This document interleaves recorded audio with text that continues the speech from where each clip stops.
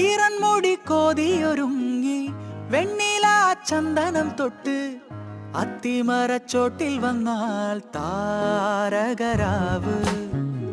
രാവിൽ നിന്റെ പൂമുഖം കണ്ട് പുളകം കൊണ്ട് നല്ലിളം കാറ്റ് കണ്ണാടി പുഴയിലെ പൂന്തിരകൾ.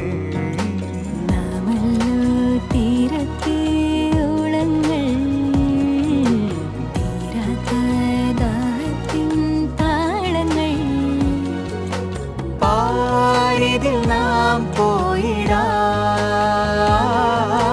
വിണ്ണത് പോലൊഴുകിടാം.